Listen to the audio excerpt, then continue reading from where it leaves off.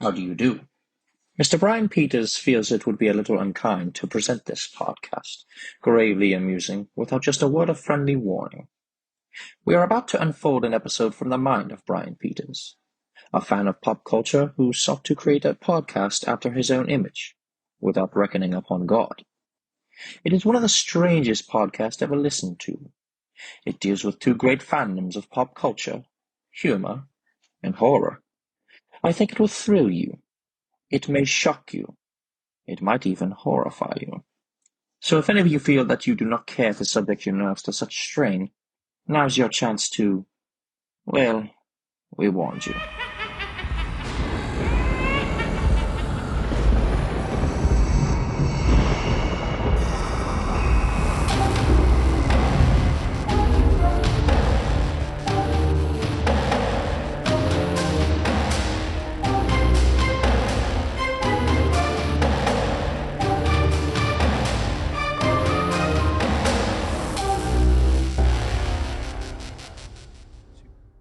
Hello, everyone, and welcome to another episode of Gravely Amusing, the not-so-funny horror and sci-fi podcast that saw your mummy kissing Krampus, because she's a freak. I'm your host, the man-child of the macabre, Brian Peters, and this is Gravely Amusing.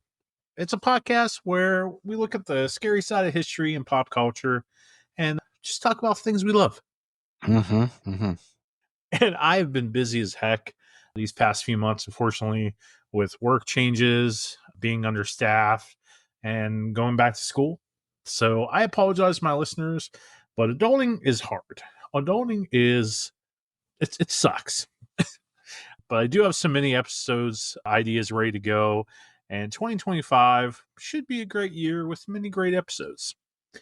But today, the day that this podcast will drop, is Friday the 13th. And it's pretty much against everything I believe in to not talk about something horror related on Friday the 13th. So with me today is my dear friend, Tyler Stud Muffin Patrick, mostly because he's the only one available and he's what I can afford in my budget. So how's it going, Tyler, man? Well, you know, free is me. That's what my dad says. If it's free, it's me. I'm good, man. I'm glad to be here.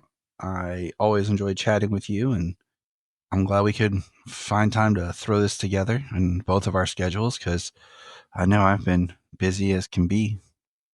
Yeah, you were a French hen or whatever in a play. Yep.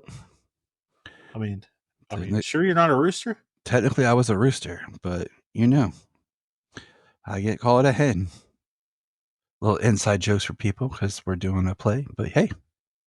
Tyler did a play called The 12 Days of Christmas with his family and kids, where Tyler played one of the French hens that actually said he was a rooster. Yep. And, I can't be included in this 12 Days of Christmas song because I am a rooster. It's a... Could you say that with a French accent? I am a rooster. Yeah. That's what I'm yelling about how good the delicious dinner is. I once did a French chef character for like a vacation Bible school with my wife, and like I played it all like I was Pierre Escargot the whole time. Nice. I was like, it's funny because I told Janine, I was like, when I usually would do a French accent, it was very much softer and like more like Frenchy on the boys. So it's much more soft. And it seems like when I have to get louder, somehow my French starts to become Antonio Banderas. Okay. When I saw you doing this play on Friday, I was like, man, it really feels like Antonio Banderas. And I didn't say anything because, I didn't want you to think you were doing this good. I didn't want to make you feel bad. But like, I really got Antonio Banderas, especially like I was waiting for you to say, but I must. And I was working on it, but they liked it so much and just liked how funny and crazy it was because that was the energy. They're like, just keep it. I was like, because I was like working on it, like, no, just keep it. I was like, okay. It worked, man. It really worked. So other than theater stuff and movies and that, it's really no secret that I'm a huge comic book fan, and Tyler's a huge comic book fan. And on the upcoming season next year of Gravely Amusing, I'm looking to probably discuss, as I start talking about the 1960s, to start talking about the Hulk, a little bit of Fantastic Four and the sci-fi craziness because it works with the 50s paranormal and sci-fi stuff. Talk a little Crypt Keeper, talk a little bit about the Green Goblin, just name a few things. But recently, just a few days ago, a certain comic book movie universe has relaunched, rebooted, had a Continued. crisis. Like, what are we, is it like? Is it a reboot? Is it a continuation? I Is feel it? like what it is I feel okay. This is my true and honest opinion. I feel like it's a reboot, but the trick was we didn't know it was already being rebooted ahead of time. Well, I mean, I kind of speculated. Like we what? both Like 'cause once James Gunn. Oh, by the way, everybody, we're talking about the DCU. We're talking about DC Comics, movie, TV, video game universe. That's what we're talking about. And we're talking a little bit today about a certain show involving monsters, creatures, if you will, as a task force, as commandos, as the Creature Commandos. And James Gunn announced, 2 years ago in yeah. January, that, hey, I'm going to start a universe. And the first chapter is going to be gods and monsters. And the thing that will start this whole entire thing is Creature Commandos. And us being monster people, we're like, Creature Commandos? Like, so we're gonna have, Velcro, no Velcro, Volcro. Is it Volcro? I don't know. What I've the never heard it vampire pronounced. character. Yeah. Yeah, but yeah, we'll have a vampire character, we'll have a werewolf character, we'll have Frankenstein, the bride, a mummy, a creature from the Black Lagoon character, basically like everything Grow Boy needs.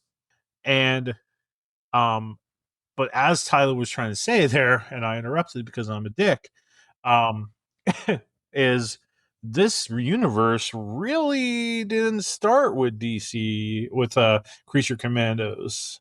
Like, go ahead, Tyler. I'll shut up now. No, you're fine. Because we've been talking about this back and forth because you can definitely tell when Creature Commando starts, it is a spin-off continuation of the Suicide Squad and Peacemaker universe that was created. James Gunn has said things like, there's going to be a thing in Peacemaker season 2 that really lets you know we're in a new universe. But what it really feels like is the only thing that's in Peacemaker that's not canon is the Justice League showing up at the end. Yeah, absolutely. And I really feel like if we pay attention, they might edit that out on Max and just kind of allude to them showing up in the shadows, just enough so you kind of get the idea, but you can't make out details. Well, in that scene, like Superman, you can't really tell. I think Wonder Woman, you can't tell. You can only tell of Flash, Aquaman, and or am I wrong? And Wonder Woman was visible. I mean, they're all kind of visible in their outlines, but then it goes up and you get the Aquaman and the Flash, really see the actors. So like the others, but you can kind of tell like their designs and stuff. But I mean, it's just their outlines. I mean, Superman and Wonder Woman weren't even the actors; they were stand-ins. Yeah. So much like the end of Shazam 1. Yes. So, I posted a thing kind of joking about, if they wanted to, Shazam could be part of the new universe because we don't actually see him interact with anybody other than the post-credit scene that has Economos and Harcourt in it, and technically Black Adam, except for the post-credit scene with Henry Cavill, could be if they wanted to. I doubt it completely, but I'm just saying, like, you could see that James Gunn was starting to use characters of his hey, we can use this as connective tissue ahead of time. But Creature Commandos is definitely, you need to watch Suicide Squad, Peacemaker season 1, and then into Creature Commandos, because it is so heavily referred to the events of those series. And and I know that he's James is trying to do his own thing, but like as writers and you being a director guy, like if you got this huge job and you already created things, like you would probably want to keep your stuff. Mm-hmm. Yeah, you And, invested people, time, yeah. and energy into it. So would you? Okay, so if Suicide Squad is the start of the DCU, then do you feel like the Suicide Squad? We have to be specific. The Suicide Yeah. Squad, because that was a creative retitle there. The Suicide Squad is the start of this DCU. Then you could. I need to rewatch it, and I might do it later tonight. But if you start the DCU with the Suicide Squad, then you can have a new Joker. Mm-hmm. Starting on the villain evil side, you could have a new Joker because Harley doesn't reference specifically like things about Jared Leto Joker. Mm-hmm. So you could have a whole And new even Joker. in Birds of Prey, they kind of try, because they used like the animation and stuff, they kind of made it ambiguous and tried to pull away from that. So you can tell like they started to. I mean, Margot as Harley is the only thing that's kind of dangling out there that's connective. You know what I'm saying? Of that's not been confirmed yet. Like So and even that reference of like her working with Boomerang, like you can just assume they worked together before. That it's part of the yeah. bigger universe. You don't have to think about Suicide Squad with Will Smith and Deadshot and stuff. It can be its own thing. And the thing that intrigues me very much so is, Bloodsport in the Suicide Squad shot Superman. And you and I were even discussing for years, like, okay, so we know that there's going to be a new Superman, obviously, because James announced it right away. But like, so did he shoot this new Superman? Did he shoot David Cords Sweat Superman? Will this be part of it? Like, you threw this crisis on Infinite Earth theory that this movie's just post crisis. So, and which made sense for us Mm-hmm. chronological thinkers. So all this stuff changing things make it very interesting. So you have to watch the Suicide Squad. You have to watch Peacemaker. Peacemaker has some crazy alien stuff in it, as the Suicide Squad does with Starro and now Peacemaker. They have this weird cow like type alien. So you get these like horror sci-fi elements in it, but it really gets into the nitty gritty here with Creature Commandos.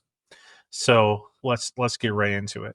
So the team of Creature Commandos, or the concept of Creature Commandos, is basically that Hitler in the 1940s and World War II tapped into the occult a whole lot, and was kind of pulling some supernatural stuff.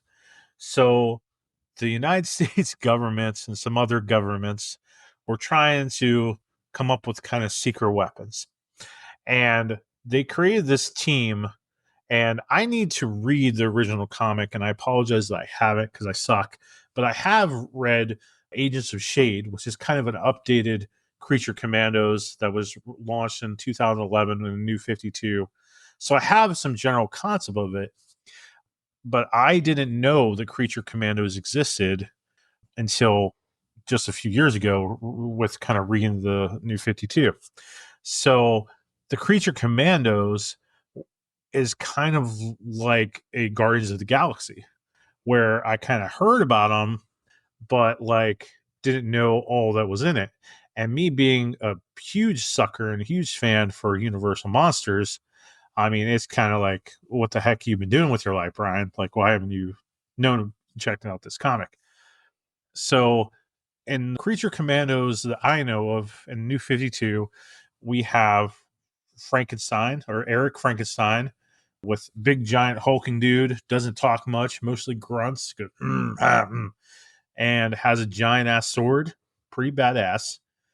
And we have a mummy character, we have a werewolf, there's a vampire, there is a creature from the Black Lagoon lady, which is in this show, and then we have the bride, but in the comics she has 4 arms, which Yep. James Gunn decided to only have her have 2 arms because it would be easier to transfer to movies and cartoon to just have 2 arms, just simplify it. Yeah, I'm completely happy with that.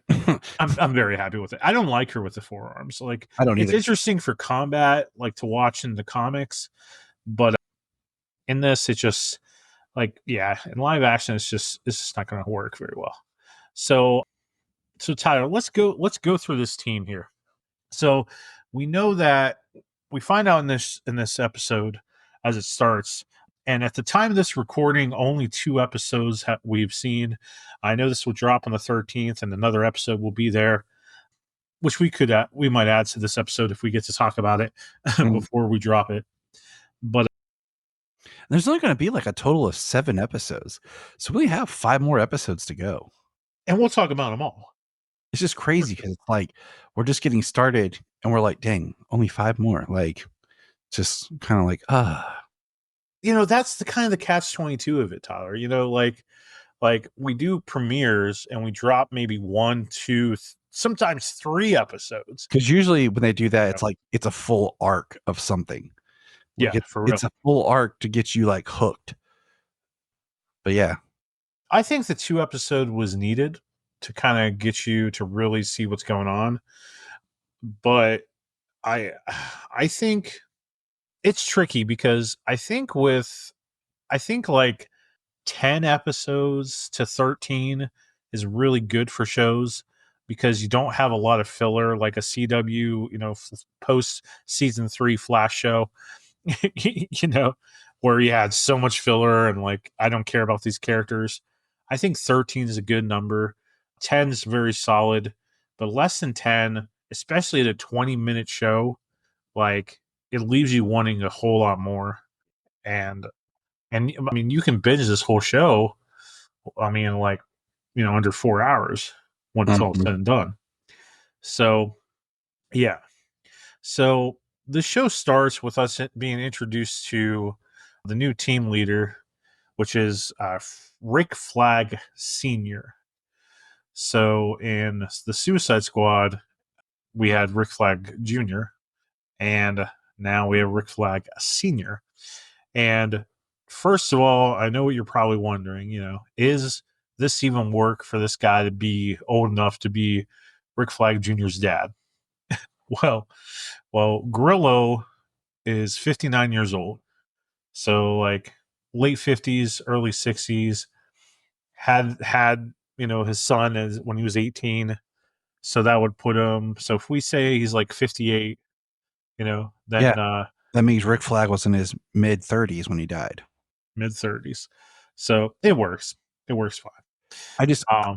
I hope that, like, I wanted a line that said something about, because we do get a line that's been 2 years since his son has passed.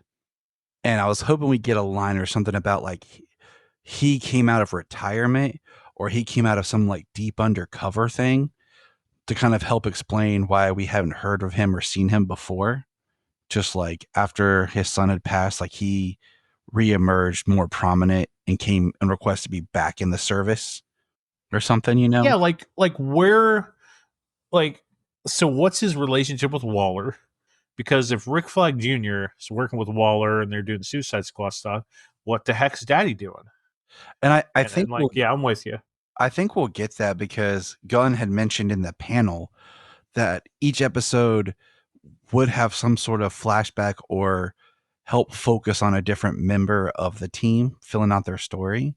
So I do hope that we'll get a little bit more about Flag's past as we go on.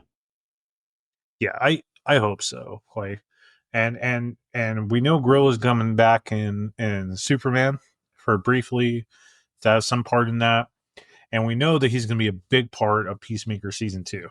probably your main antagonist. So he's gonna he right now is the connective tissue to him, and I think Waller, because I wouldn't be surprised if we got some sort of cameo from Waller in Superman, being kind of this connective tissue amongst right now the DC properties that we have coming up.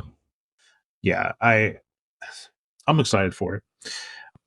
So Waller said, Waller was out in Peacemaker, and that she's using humans to kind of like against their will. So she is basically started a team of using monsters, using creatures, using things that aren't quite human to kind of get through this red flag and, pun intended, red flag, whatever, to get through. I guess I really meant to say red tape, but red flag kind of. I don't know. I don't know what I'm saying. I mean, it is a great line how she's like, they just right off the bat say like her daughter outed her, which is at the conclusion of Peacemaker season 1. So Task Force X was stopped. So to, like you said, to get around the red tape, she's using people or creatures that aren't labeled as humans. Yep. To do basically the same thing that Task Force X was doing. Vintage Waller. I freaking love Viola Davis's Waller. Like she's so do I. Such great casting. But the rest of the team here. So the main situation that's going on right now in this show and why this team's coming together is there is like a political issue in this country called Kazakhstan or whatever. Something. Yeah, whatever. Some foreign country. And basically the Greek goddess of magic, a very common Wonder Woman villain, Circe, is trying to take over that country with her dudes. And there's this heiress that is the heir to the throne, and basically they need to go there and and to take over it and protect the heiress. So on this team we have hold on 1 quick second. Yeah, I'll give you 2 seconds. It's interesting because so much of the plot, just that setup, sounds similar to what the Suicide Squad was. It sure does, buddy. When it was about like to the T, about like a general taking over that's not friendly to America, so we have to get rid of him so that the ruling family can go back that nobody likes, but because they're friendly to America, they keep our secret. But the other thing is that caught me is I've always heard it pronounced Cersei, but they say it like Cersei, or they say it different on the show, and it's one of those things that caught me off guard. So it was just interesting, worth pointing out. It's Cersei. I mean, that's what it is. Cersei. It's something the way they were saying it. Like I can't remember off, but I just remember being like, "Huh, they're pronouncing it differently." But that happens, in with some of these names. Like I've always heard Hippolyta, but then I've heard people say it's actually Hippolyta, and I'm like, that feels weird. Hip-hop Anonymous? Hip-hop Anonymous? Why is he getting all these easy ones? But this show takes place in 2023, and the nation of Kazakhstan is under attack by the sorceress Circe and her followers, the Sons of Themyscira. And these Sons of Themyscira are basically a bunch of hippie dudes, and they're there for comedic effect. They're pretty interesting. And so in response, Amanda Waller gets Rick Flag Sr. with creating this team to help the heiress, Princess Ilana, and stop Circe. So she gets this team together from Belle Reve, and it's basically kind of just like Tyler was saying, like a cut and paste of the Suicide Squad for sure. But the team is where it gets very interesting. Mm-hmm. So we have on this team the Bride, and the Bride's going to be played by Indara, and I sorry if I butcher any name, Indara Varma. Now, Tyler, you're the movie guy. Mm-hmm.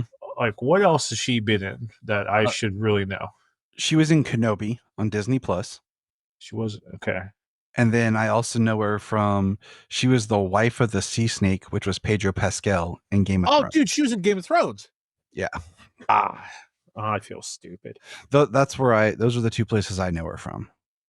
Okay, okay, I'm looking at a picture of her now, and yeah, her in Game of Thrones. Yeah, okay, so she is of Indian descent. She has an Indian father and a Swiss mother, and she has a little bit of Italian in her.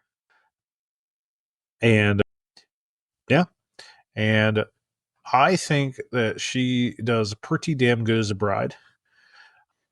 So in this version of the bride, you get more of her story in episode 2.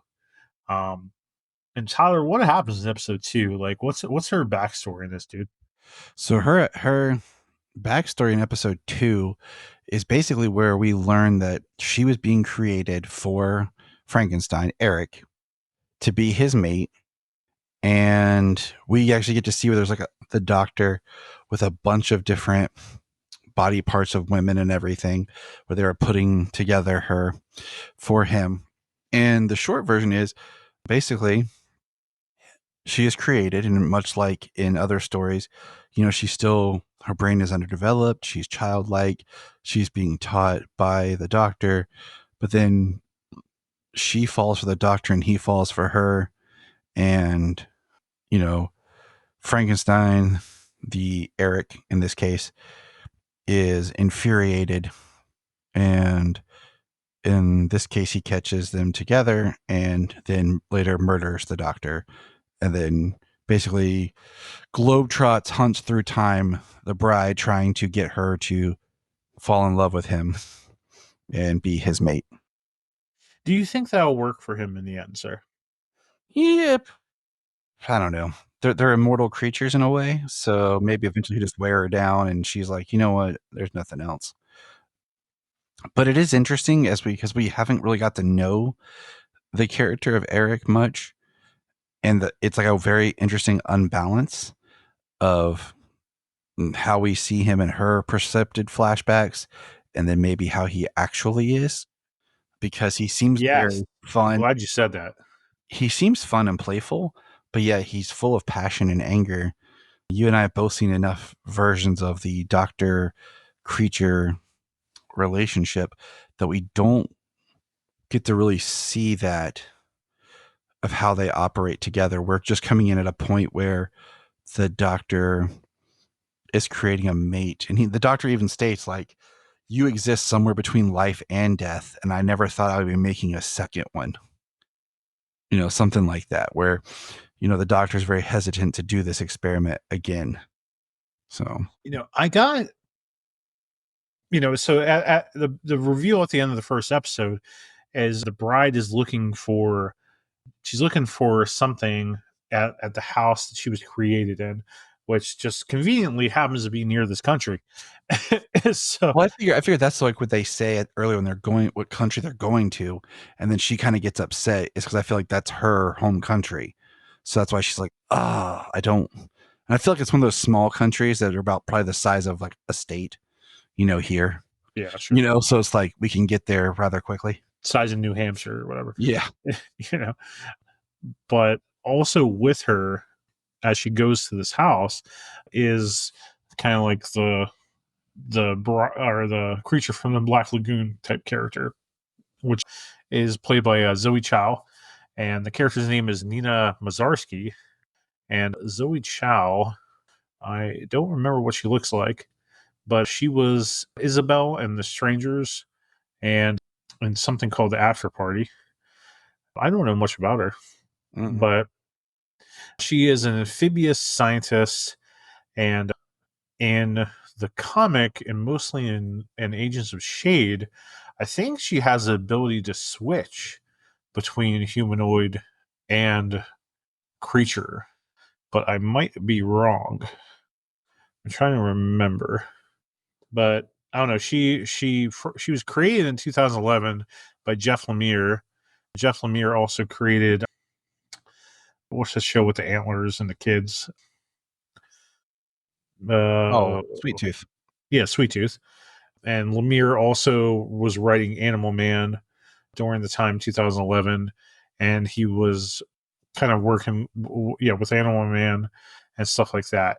But she mutated herself into a gill woman mermaid hybrid, and she did that to join the team of Creature Commandos in the comic books Agents of Shade in 2011. So I guess she didn't have the ability to switch, but she was originally human.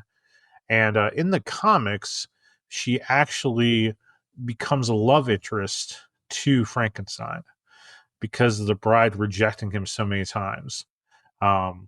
They actually do develop a relationship. So that would be something interesting to look at in the future. I really am a fan of Creature of the Black Lagoon, and having a female one, I think it's very interesting, and I look forward to it a lot. But going back to the bride here, you and I, I suggested to you because I discovered it and was like, why didn't I ever watch this show? I got very big Penny Dreadful vibes of this story because Tyler, you finished the show. I just started season 3. So, but in Penny Dreadful, what happens with the bride? Like how's that story go?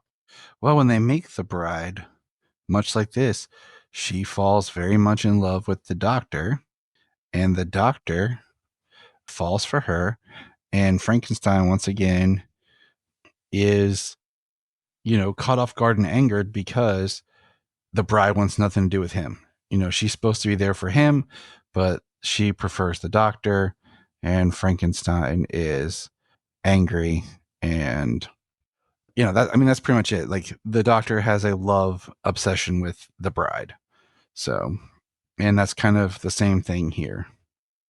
I think it's kind of naive or ignorant to assume that a woman that gets created for the sole purpose of being the love of some creature or some man is automatically going to accept that man and be like, yeah, sure. Yeah, let's do it. Let's be in love forever. So the concept of the bride, of her being, rejecting that, and her kind of being attached to the doctor that she sees every day instead of the creature, Adam or Eric or whoever you want to call him, is a more interesting concept. Now, in Penny Dreadful, they, at least what I've seen so far, because I'm just starting season 3, and I know the bride or whatever is a big part of season 3 and whatever plans she decides to take. But it kind of gets a little, it kind of like goes a little out there. Like, I don't really like where it's going, but because it seems just. We'll talk about all of that later. Yeah, we'll get to it later. We'll get there. But I like the concept of the bride being independent. I like her kind of wanting to have her own path and her own destiny and kind of do her own thing. I think that's very important.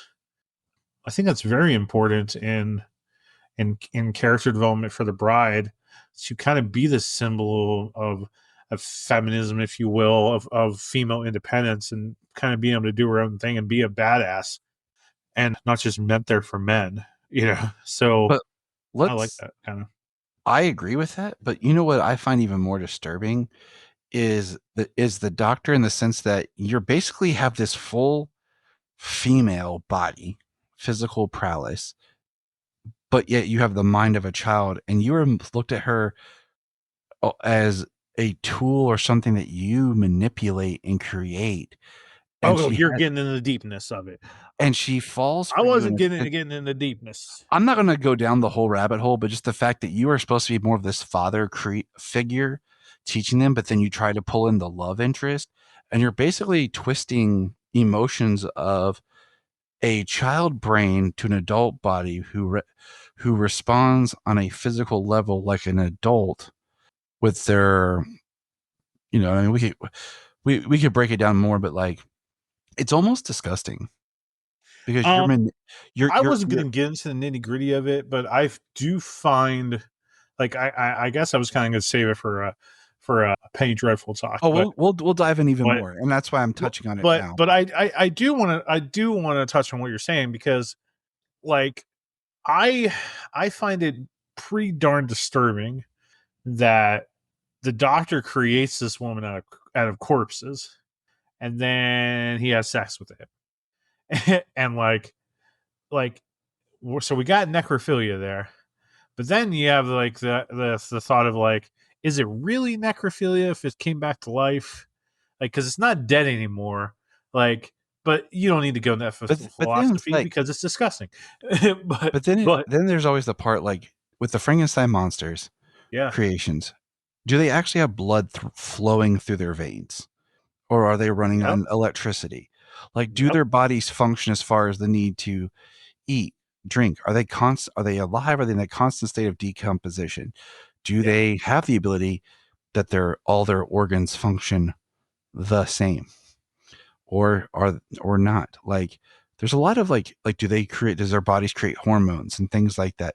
There's a lot of interesting, if you really go down the rabbit hole of things about them, We that might you have just to don't, eventually. you just don't quite go into that, because I'm like, like, do I really want to kind of like dive that deep into the science, or just kind of let it go as it is? Because like, yeah, here they are. They're like, okay, like, he creates, and in, and in Penny Dreadful, he doesn't mix match a corpse. He just brings back one Yeah, person. exactly. Yeah, So there's a little bit difference of like the infatuation with a one person who he brings back shortly after they die, that he murders in the first place as a mercy death. So that's a but whole nother level. right, but going back to something you said before, like creating this creature, and going into the philosophies of of the original novel and what Mary Shelley said, and being this father figure Mm-hmm. and this god to them, like you created them. There's the parallels of the Frankenstein creature and Lucifer in Paradise Lost, and Mary plays a lot into that. And now you're throwing in this romantic relationship between the creator and their child, you know and having, it's just you've opened up this can of worms that just is a bit disturbing and really messed up. I think it's more messed up for the deeper you think about it. Yep.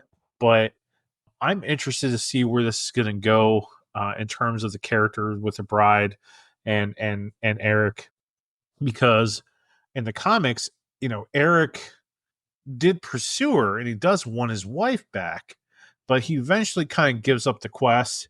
And Victor is an evil character in the comics, pretty darn evil. So it's interesting to see where they're going to go with that, with making Victor kind of like somewhat of a good person to the bride, but and kind of like making Eric the creature really the monster. So Mm. we'll see where that goes. So yeah, so going more on the team, we have Sean Gunn doing the voice of GI Robot. And what did you think of GI Robot, dude? Well, I was looking something up because Sure. I had read some GI Robot recently when, what do you call it, by Jeff Johns, because he had Junkyard Joe, which is Oh, okay. which pretty much feels like GI Robot, and that's why it kind of threw me for the character, because I was like, isn't Junkyard Joe and GI Robot the same? But I guess not, because I was confused. But anyways, in this, I thought it was hilarious because I even sent you a text, and I don't think you watched it yet. But I was like, I really want to murder Nazis. yeah, Okay. yeah, he's like, is this a Nazi? I need you to kill Nazis. And I I saw your text and I was like, I know it was alluded to, but I hadn't watched it yet. But yeah, it was. GI Robot's interesting. It's very interesting to be part of this Creature Commandos because he's not a creature, but I think it's just nice because it's a different dynamic. So yeah, I I I do think it's interesting. He's so like he was created for World War II, and he's so focused on just destroying. What do you call it? Nazis. Nazis. It seems like in episode 3, it's going to be more of a kind of a GI robot flashback type character or episode. I really think this character is going to be something pretty cool. I think it's going to be, a little bit probably invincible-ish with the robot character because this android's purpose is to kill Nazis, and the series is supposed to explore like how he felt at home during World War II, and now like there's no Nazis to kill, and this is a tribute to 1950s science fiction, which we've been talking about this season on Gravely Music or Gravely Music, Gravely Amusing, with these kind of like robots being introduced and sci-fi elements into horror and movies, and him kind of playing that trash can robot type look, has a little bit more friendlier, wide-eyed design, but he is a mass murderer. Like, he wants to kill Nazis. That's what his purpose is. So it's going to be interesting. But Invincible, the robot character, ended up really being this deformed humanoid that wanted to kind of have a human life. So it makes me wonder if GI Robot's character is probably going to eventually be like, well, if there's no Nazis to kill and I don't have that purpose anymore, then what is my purpose in my existence? So we'll probably get that some type of like crisis type thinking of what my existence is with GI Robot. And I'm fine with it. I'm for it. So going on the rest of the cast, we have a returning character from the Suicide Squad in Weasel. And what are your thoughts on Weasel, dude? Dude, Like, I was kind of mad that Weasel like lived because in the Suicide Squad when he quote unquote died in that scene because he couldn't swim, it was so ridiculously hilarious. right. That I cracked up. And the fact that at the end, like he's still alive, I was like, I kind of felt like, and then he appears here and they talk about like supposedly he did this or this or so. I feel like they're going to kind of try to like retcon some of his story that maybe he didn't do what they said he did. Yeah, So I was I thinking don't. that too, dude. Like, it almost makes me because James Gunn doesn't tend to make story decisions without some type of purpose at the end. Mhm. Like the whole, kind of like, with Guardians of the Galaxy, the whole time you feel that, Peter Quill is really your main character. And You know then what? I don't buy that, but it's whatever. I go feel like say what you I just feel. I just feel like Peter. Yeah, I feel like Peter is the character. Uh, the third movie is rocket based. I think the whole series is about all of them as a collective, but Peter is like your catalyst for the first film. He's definitely the main in the character in the second, and then the third one is Rocket. So yeah, but whatever. I see what you're saying. But I kind of like Weasel for me. If it says that Weasel's backstory is going to be explored in the series. That's supposed to be something heartbreaking, touching, emotional, whatever, and it'll leave a surprise. But like, it better be something special because I kind of feel like Weasel's fitting in your werewolf character. Yep. Like, there's even that line in the Suicide Squad. Like, is that a werewolf? Yep. And Harley's like, I always wanted to see a werewolf. He's like, you sit me next to a fucking werewolf? He's like, he's not. I What kind didn't of pick the dog looks dang. like that? You think this is a dog? I didn't pick the damn team.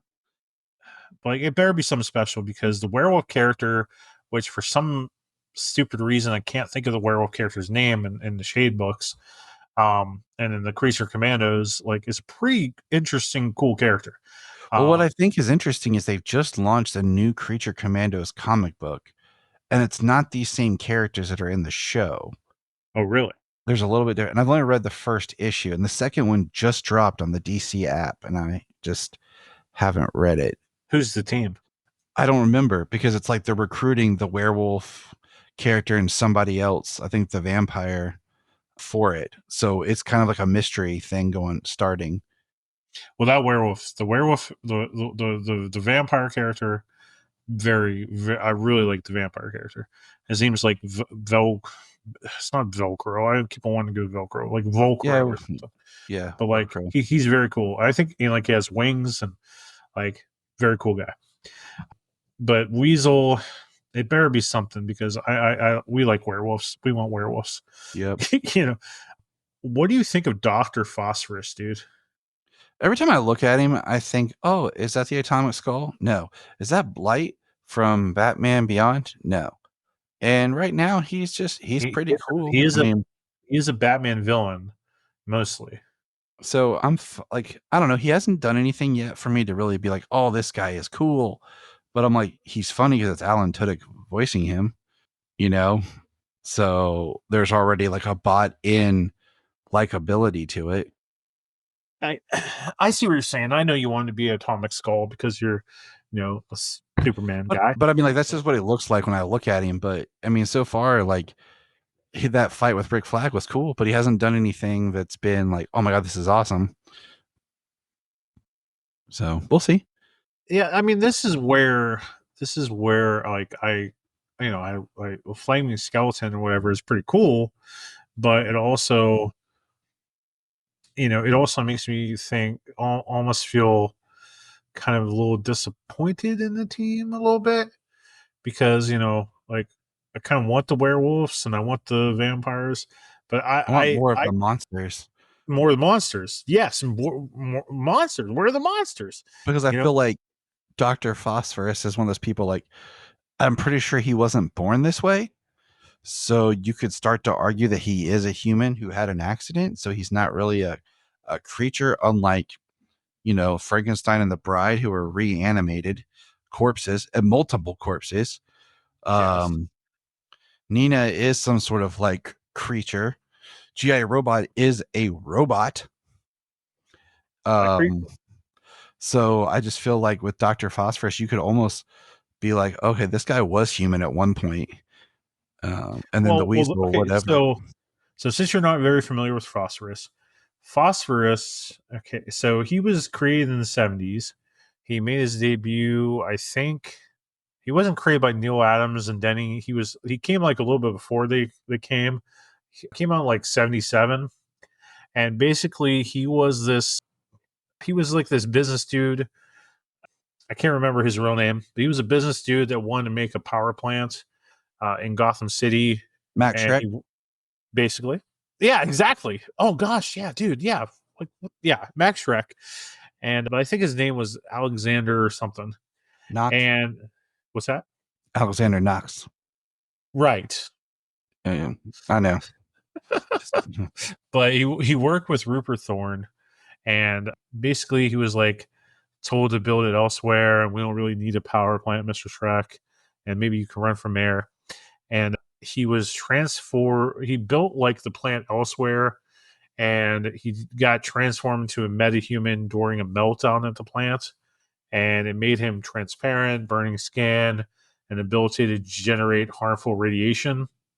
And he battles Batman, and he's kind of presumed dead for a while.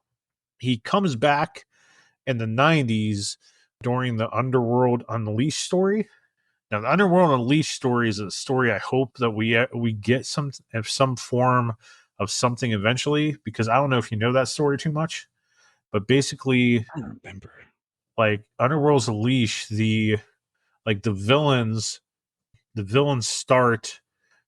like make a deal with the devil, with not Necron, but who the heck's the villain in the devil in DC? Which one? Neuron. Buster, you have Neuron, you have Lucifer Morningstar, you have Trigon. They're all like Well, hard. they make a deal with Neuron, and Phosphorus makes this deal to like help him control his powers, help him control the radioactivity, so that he's not killing everybody around him, and it's a little bit more manageable. So it's possible that they might throw in Neuron in the story as like a history of Phosphorus. Who knows, buddy? I don't know, but Who knows? he's not a creature. Creature Commandos. He's not a creature. We're supposedly going to get Clayface in this, Yeah. and he's not really a creature either. But how you feeling about that? You can, like I said, you can make your argument that he's not a creature. Well, I hope that it's the Basil Carlo. Like, well, we kind of get that one in a Harley Quinn show, but this one's supposed to be a bit more serious. So I don't know. I'm kind of weird about it, but we are supposed to get Rupert Thorne eventually in the show.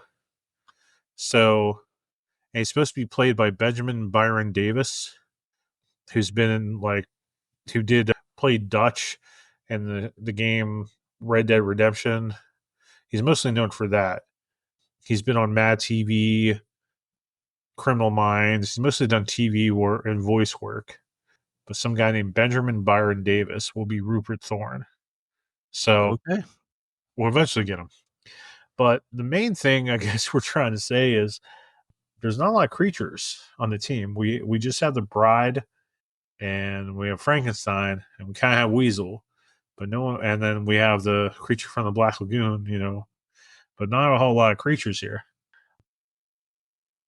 What do you think about the future of this show?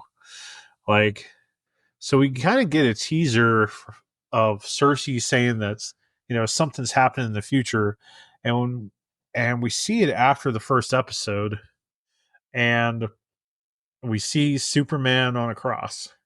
Mm-hmm. And this post-apocalyptic thing. What do you think about that? I'm just like, okay, it's weird because that's our first image official of David's Superman in this universe is already this post-apocalypse. And I'm like, didn't we kind of just come out of a story that was all about post-apocalyptic shenanigans? Yes, Tyler, we did. And like multiple timelines and everything. So I'm just kind of like, all right, I really don't want to go down that route again. I'm already okay with trying to buy into this. All right, we're not a complete reboot as much as we're keeping what James Gunn had established and moving forward. So I just, yeah, the whole I'm not even like, oh, what is this? What happened? I'm like, I just don't want to go down this again. Like, I want to be, because it's supposed to be a hopeful, bigger universe. So I don't know. I just was like, if it's some sort of like crazy vision of like, this is the world that I will bring, not like this is the world that I see. Okay, cool, fine. But I just I don't want it to be like the future they're fighting to stop or something. That's my main that's really my main worry. Like when I saw that, I'm like, okay, here we go. So now it's not evil Superman. Now it's going to be preventing the death of Superman, which we've seen a bazillion freaking times. And to his left, it looks like I don't know if it's Cersei impaled or if it's Starfire. Yeah, it's so far in the back. It's very hard to make out. But we in terms of monsters, we have I don't know who the bad guy is going to be in the Brave and the Bold with Batman. I would really like to see Man Bat because in when Damian Wayne was introduced in the Batman comics, they had this whole thing that Talia al Ghul was making the League of Shadows or League of Assassins into like an army of man bats. So that would be very cool to see, but I'm not Mm-hmm. sure. Do you think that Creature Commandos will lead into something with Swamp Thing? I think it would be interesting if out of Creature Commandos you could get something with Swamp Thing, which could help maybe start your Justice League Dark type magical group. So yeah, that could be I hope interesting. so. So, Creature Commandos, what do you feel so far? What are you liking about it? What are your worries? I don't really have any worries at the moment. It just feels like it's a continuation. Like I said, it doesn't really feel like it's the start of a new universe as much as this is like the spin-off of the Suicide Squad, or just a continuation of that universe that's been built already. It's interesting that if you're looking at how this DC universe is actually getting started, it's from these ragtag random dark adult based characters with Peacemaker, the Suicide Squad, and Creature Commandos. So I just think that's very interesting because even as it is good and I'm enjoying it, I mean, I'm not over like in love with it because some of the characters I'm like just kind of getting used to, because it does feel like you're kind of getting dropped into them and we haven't really. It'll be interesting once it's over to go back and watch it all over again. Like I really don't feel like I will consider the new DC universe until Superman next year, because that'll be my Agreed. real litmus test. Because so Agreed. far everything that's come out is just more of that. Like I said, if you're taking it from the Suicide Squad and Peacemaker, it's the same characters. We haven't got to see the new rebooted versions of established characters. So right now I'm enjoying it, but I'm not like, this is the greatest thing ever, I love it. Like, I'm not rushing to buy Creature Commando merch or anything, because I mean, the most interesting right now Commando to me is Rick Flag Senior and the Bride.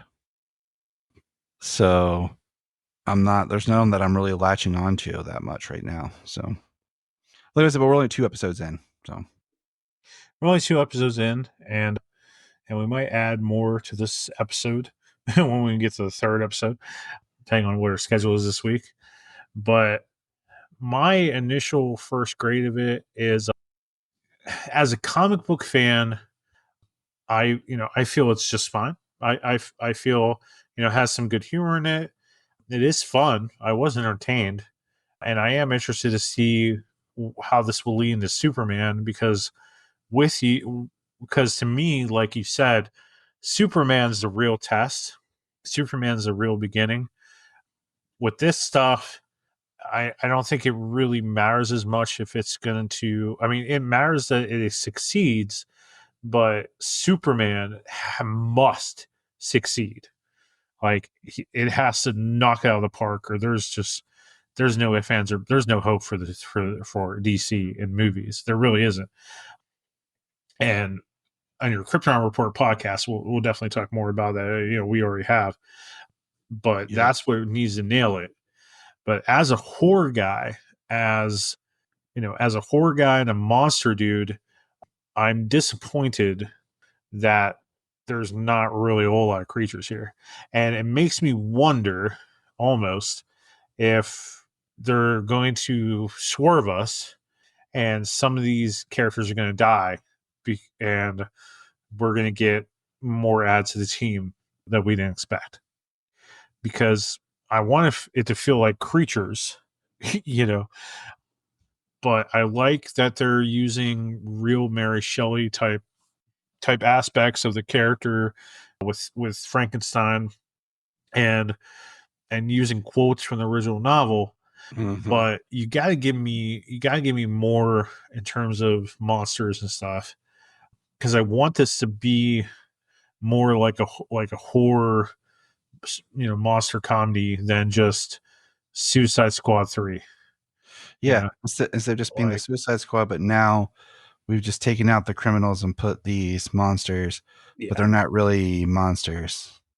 They're not even really creatures. They're just that's more what of it feels. this, That's what it more of feels the like. same, just repainted so that you don't realize it.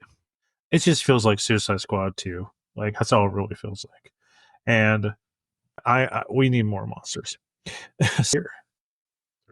Adding on to our episode of Creature Commandos here, we previously, everything that we said up until this point is just watching the first two episodes, and we weren't sure we'd get to record and talk about the third episode before the end of the week and before Friday the 13th, where I'm planning to drop a double episode, but we got to, and here we are. So, Tyler, welcome back. Hey, thanks. Thank you, Tyler. Tyler is a host of Krypton Report, a very, very award-winning, very prestigious DC Comics podcast. Oh, yes. Absolutely. I mean, does better than any podcast I know. But anywho, so our complaint up until this point, Tyler, if I remember right, because we just talked a few days ago, was we weren't really seeing many creatures and monsters. This is true. And we want monsters. And I can't remember if it was me that said it or you that said it, but one of us said, I wonder if some teammates are going to die and we're going to see new members before the end of the season. And I probably was you because you're smarter than I. And, but I know I kept complaining that I wanted the werewolf and I wanted the vampire character. Yes. So with what happens in the third episode, I think that something can happen. So let's get right into it. So spoilers. So this episode was very much focused on GI Robot. And before this episode, what were your thoughts on GI Robot? Well, my thing with GI Robot is I was curious and interested about him. But like I had told you, is I was confused because, he reminded me a lot of, I got the character of GI Robot and Junkyard Joe, which was a Jeff Johns character, kind of mixed up because I thought they were the same character. And, part of that's on me, but it was quite confusing. And so I didn't do as much research on GI Robot because I was thinking, oh, I know who this is. And I was wrong. But it was interesting the way they did what they did with GI Robot in this, with like the history and how he was like the precursor to all other type robot android, because there's the Will Magnus drop in there. So I don't know. It was cool. Yes, the Will Magnus drop. So what we kind of find out in this episode is we find out the history of GI Robot, and through various flashback montages where we last left everybody, previously on Creature Commandos, where we last left everybody, the bride and what the heck's her name? The creature from the Black Lagoon chick. Nina. Yeah. Got their butts kicked by Cersei and Mina, right? No, Nina. And Nina's laying there with Nina. But her last name starts with an M. That's probably what screwed me up. Yes. The Mina from the Black Lagoon. So Mina is laying there with her glass helmet busted open, so she doesn't have water, so she can't breathe. And she tells the bride to go F herself. And they're laying there in a bloody mess after Cersei whoops her ass. So the whole team rushes to Castle Frankenstein to rescue the bride and Nina. And it's, of course, a trap. And GI Robot gets in there and finds Nina in a bathtub full of water wrapped in barbed wire. So she's stuck and she can't go anywhere. And we get this kind of tender moment between her and GI Robot where, GI Robot's like, we'll get Nazis together. And friend Nina. Friend Nina. Say the line, say the thing. He just keeps calling her friend Nina. Everything's like, we'll kill Nazis together. We'll do this together, friendly. So you can definitely tell he has an affection for her. Yeah, and it was just really sweet, and we kind of knew that's kind of where they were going to go. And when he just picks up that bathtub and carries her after taking the barbed wire off, I thought that was really cool. I really liked that touch. And he takes her in the van, and after they kind of go and kill, all the guys in there. No, nobody was there yet. I'm so sorry. And I don't think I'm missing anything. How things go down, because the big fight is when they get back to the actual castle. Mm-hmm. Yeah, and so they get back to the actual castle, and what do we see, Tyler? Like, this is where things get kind of interesting.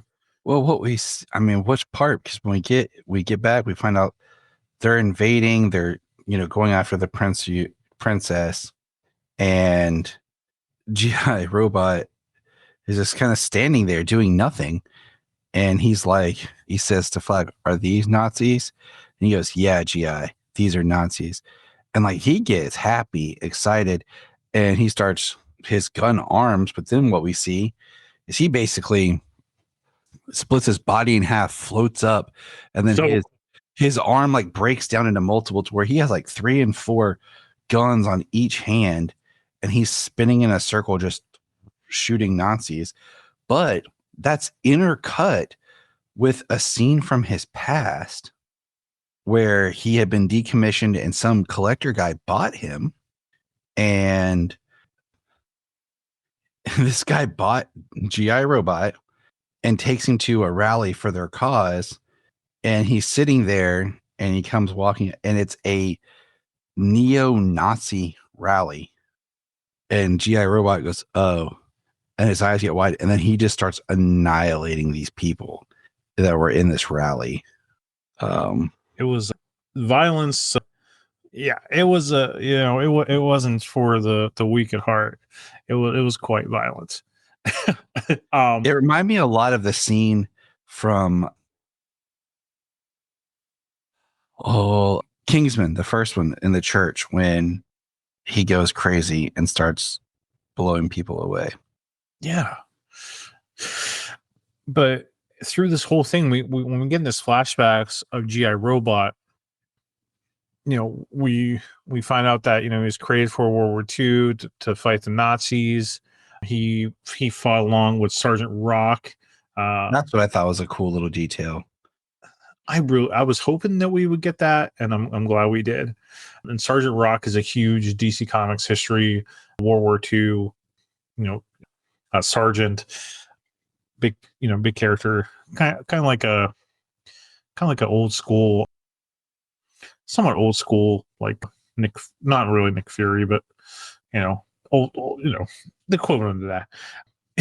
but it was good to see him there, and he saved that whole entire battalion and all of Sergeant Rock's men and the Howling Commandos, I believe they were called, right? Yeah, Sergeant Rock and the Howling Commandos. Howling Commandos is Marvel.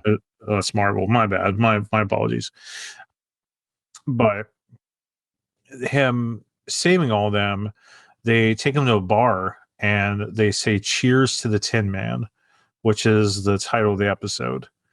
And he's there with the boys. He's accepted into that family, into that brotherhood, and his purpose was created for killing Nazis, and he's fulfilling his purpose. He was made, but also finding love and brotherhood and friendship with these guys. And when the war is over, he gets decommissioned.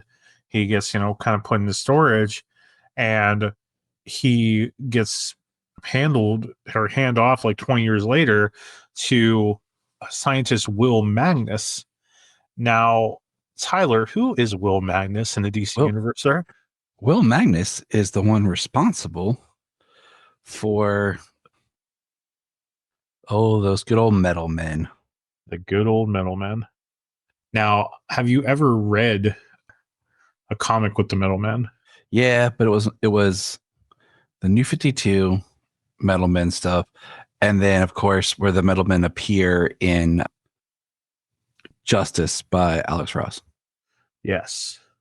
I don't think I've read much of the New 52 version of it. I read like a little bit into like the Infinite Crisis part of it with the Middlemen and the Silver Age stuff in my chronological reading of DC Comics. I wasn't really overly excited about the Middlemen. They're just, to me, they're those characters that are cool to be a part of the universe, but they don't conjure up like, oh, I need their own story. Like, I don't need a book for the Middlemen. They're just like cool, like, oh, they guest starred over here. Nice. Let's check out this book with guest starring the Middlemen. I don't need, I like side characters or like an extra team to like use to like for fights and stuff. I'm cool with that. But Will Magnus, he does have mental illness. I forget what mental illness he has, but he creates a middleman from GI Robot. And he asks GI Robot, if you could have anything, what would you want? And he said, I want to be back with my boys. I want to see my boys again. And that was that cut me a little deep, Shrek. Well, there's that off comment that's made about GI Robot that Will Magnus says he doesn't like the android. He likes the artificial intelligence because he has the ability to adapt and maybe project his feelings or thoughts and grow. And this is just showing where he has grown and where his, thoughts and everything are.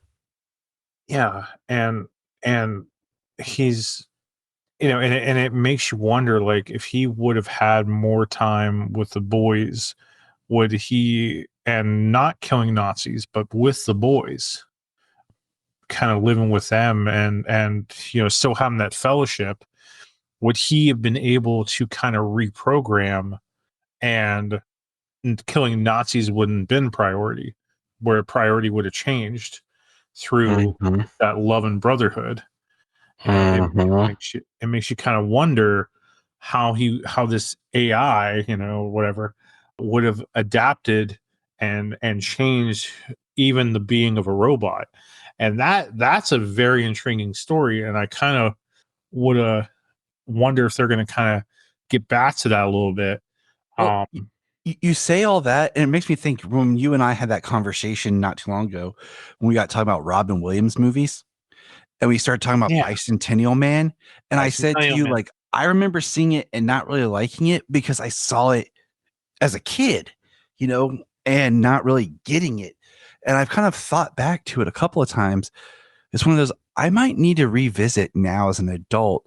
I definitely want to watch that again with you. Yep, we'll add that to our list. Put it on the list. We'll get to it. Here we are, 75. Well, we finally got around to Bicentennial Man. Hey, Tyler, put out the old DVD player. What is that, Brian? Yeah. But that that begs the question if GI Robot could have changed like that. So if thinking about that and putting that in your head, like, could his programming change to think about more than killing Nazis when he gets picked up by that collector? When he gets picked up by the collector, that same guy who ends up being a neo-Nazi, before he finds out he's a Nazi, he's sitting on the couch with them when this guy has like 50,000 cats.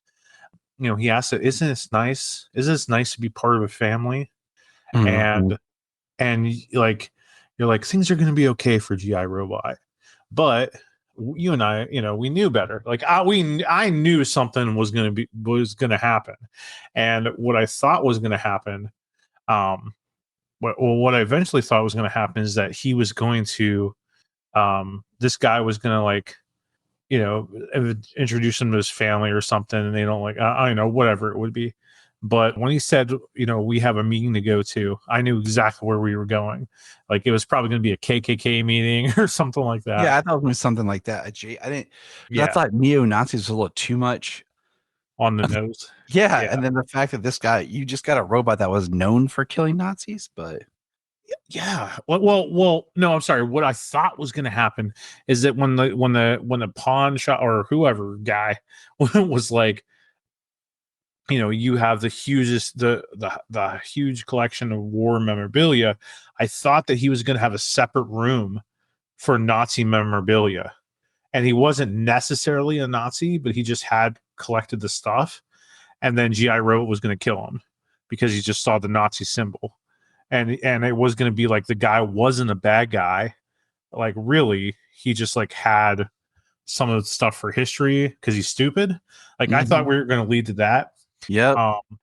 But the way it went, like I don't know, I guess it was a little bit more predictable on the nose.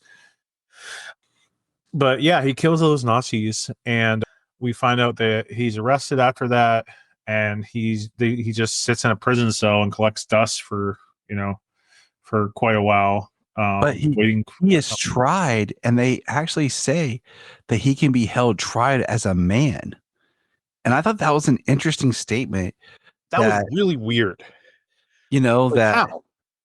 exactly, like, what was the definition? And I didn't want to think too hard on it about how we're in a state of such gender politics and everything.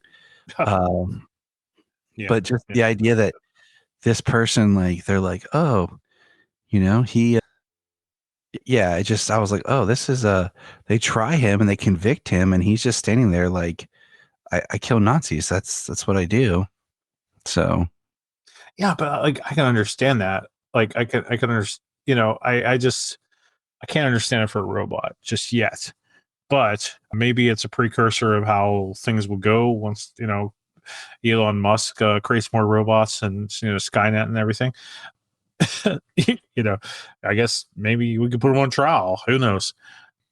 But that's something I don't really want to think about yet because it's just that would drive us nuts.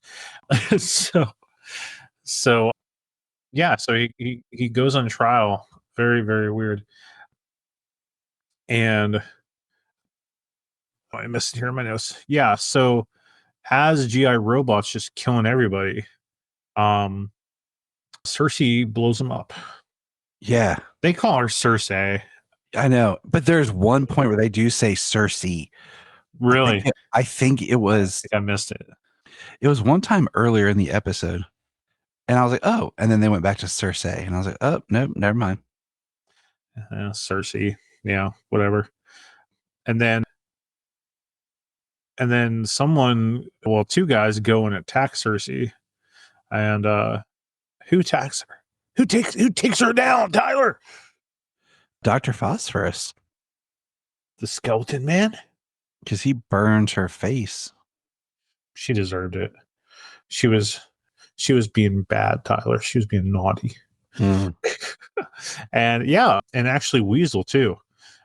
Weasel kind of like starts acting a bit like a werewolf in this one. So he goes crazy. It's sweet though. Like he's biting and tearing and all over.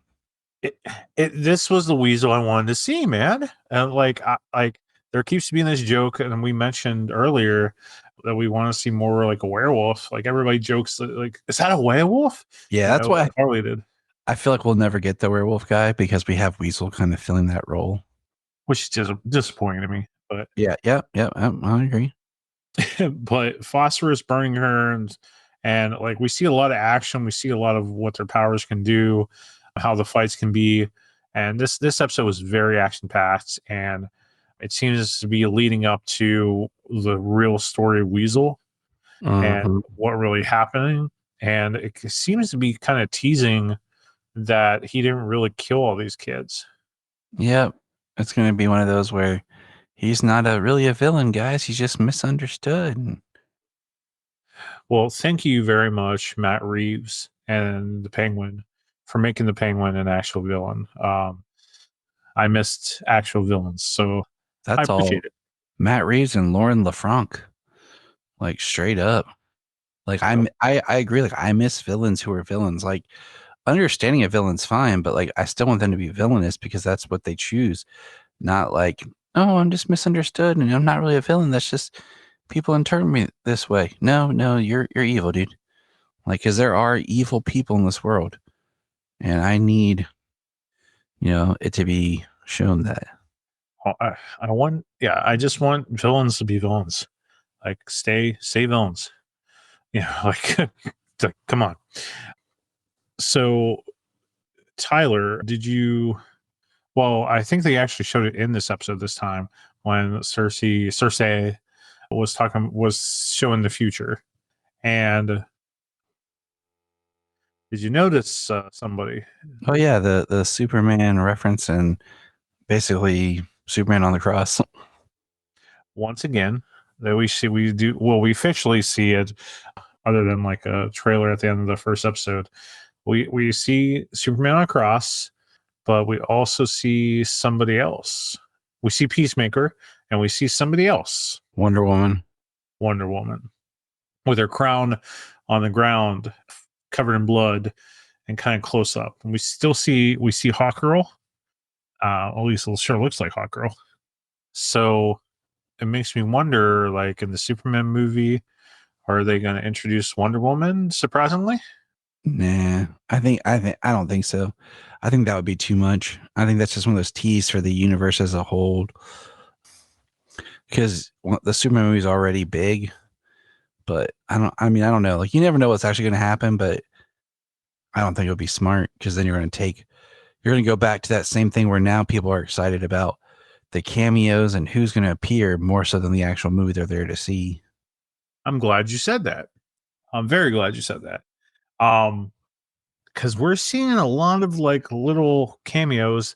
Also, when GI robots walk into his cell after he gets captured, we see the Doom Patrol villain. Is it Parasite too? I can't remember. There's a lot of. I can't remember. That's what I'm saying. I don't remember. There was someone with a beard that you see very briefly, just kind of there. And then you see somebody that almost looks like a human cactus or whatever. I don't even know what it was. But then we see vegetation, Tyrannosaurus. Oh, what's the Doom Patrol villain guy's name? Yeah, the raptor thing. Yeah. Yeah, like half dinosaur, half octopus. What the heck's his name? Oh man, it's like a weird name.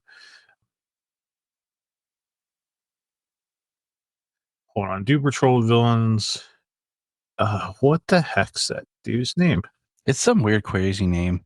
Animal, Vegetable, Mineral Man. Yep. Yes. So we know that he's in it. Just like little things like that. And that was interesting. And do you feel so someone argued very much on the internet that James Gunn argue on the internet? Oh, all the time. And but this argument was kind of interesting, and it made me kind of think a little bit more. Do you feel that James Gunn is a one-trick pony? I will tell you that after we see Superman. Okay. And yes, this is what I set. But you know what the main reference to saying that is, though, right? Well, hold on. Yes. Good.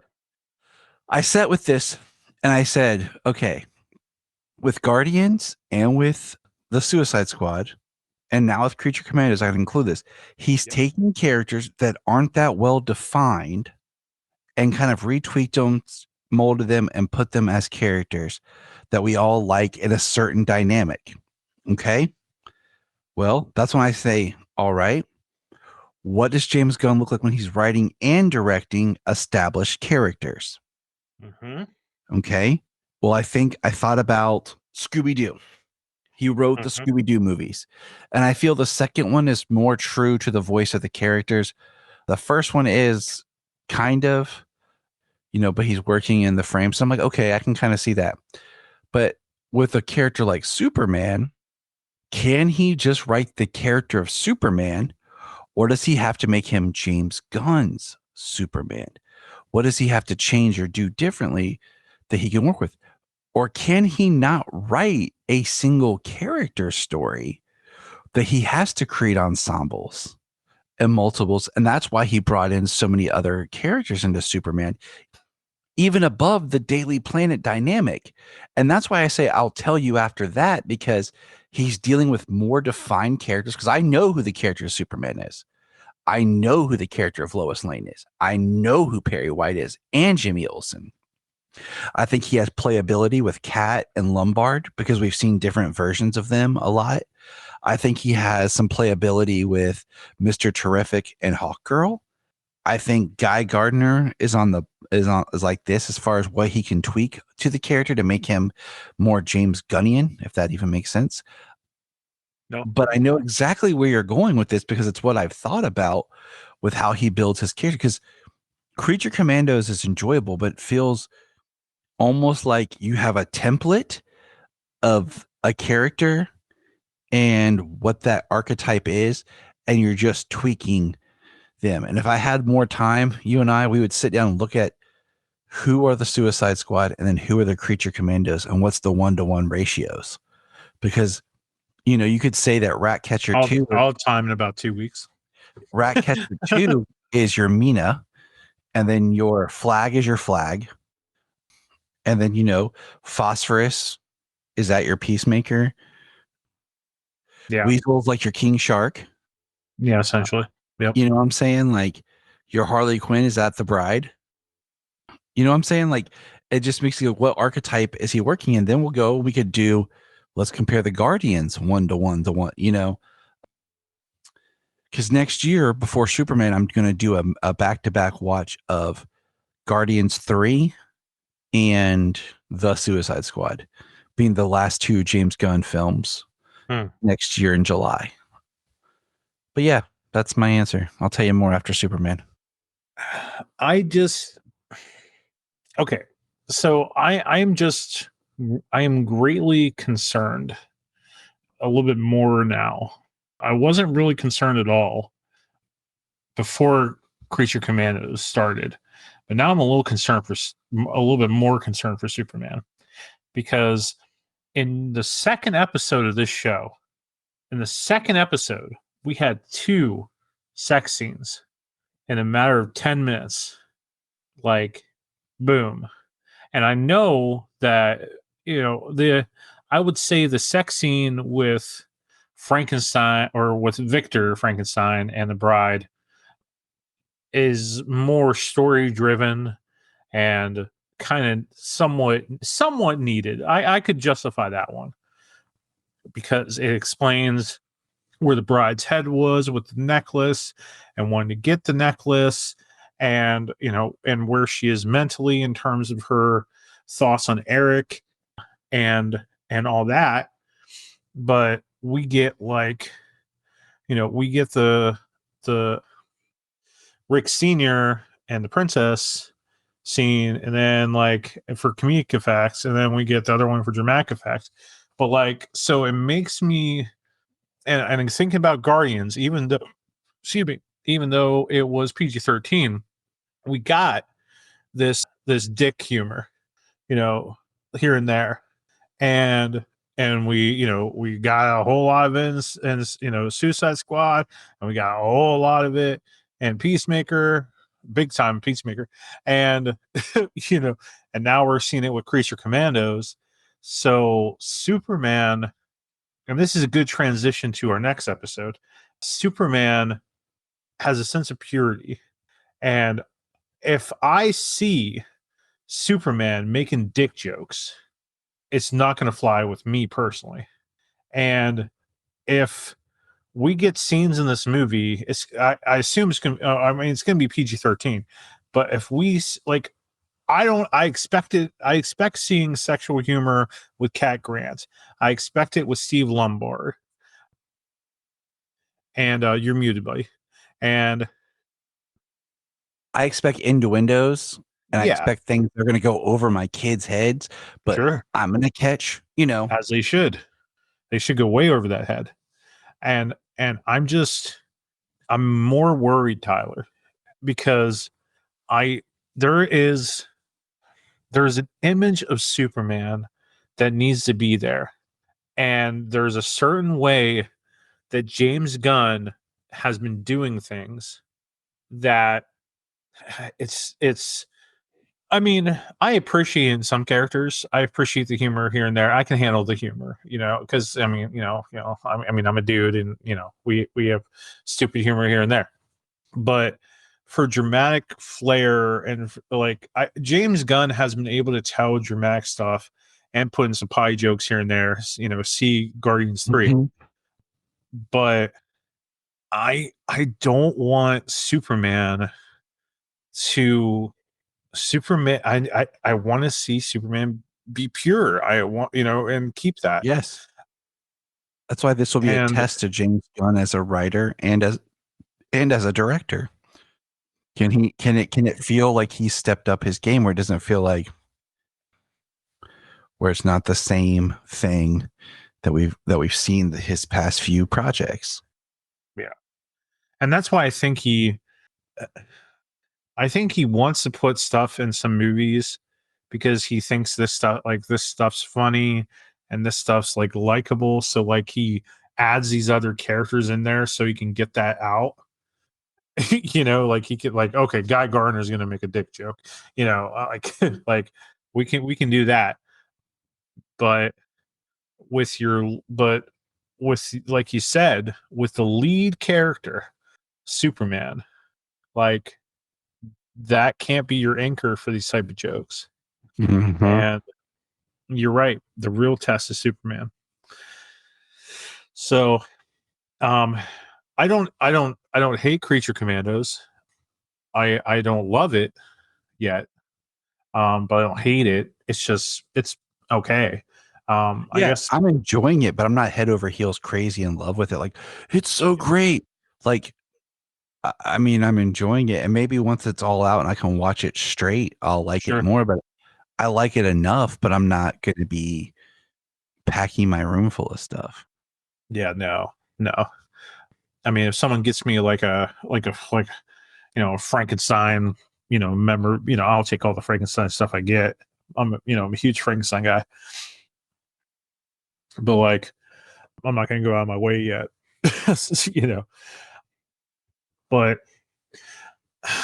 my thoughts remain the same after seeing this third episode. I want to see more. I just want to see more creatures and more monsters, and kind of get more into a monster world instead of some country realistic world. I want to see more of a monster world, and that's just my thoughts. So, Amen. So that ends our thoughts on the first 3 episodes of Creature Commandos. Tyler and I will talk about the next 4 episodes. There's only 7 episodes here. So Tyler and I will talk about the second half of this episode and maybe or the show when it's over and in a couple weeks. And we'll go from there. Let's thank you for listening. Thank you for joining us, and give us your thoughts on Instagram, on Facebook, on X at Gravely Amusing, what you think about this show. I would love to hear it, and I would love to comment on it because I have no life. so yeah, comment on it, and follow us on YouTube. Comment on the YouTube channel as well. And thank you very much for joining me, Tyler, talking about Creature Commandos, man. You're welcome. Not a problem. And where can our listeners find you there, Tyler? On the Krypton Report, everywhere. Let's talk more Superman, because that's all I do talk about, because I have no life. And yeah, it'll be very interesting to see. Comic books is life. Comic books is life. Also football. Football is life. Well, I hope you were thrilled. I hope you were horrified. If this podcast did anything else, I hope you were gravely amused.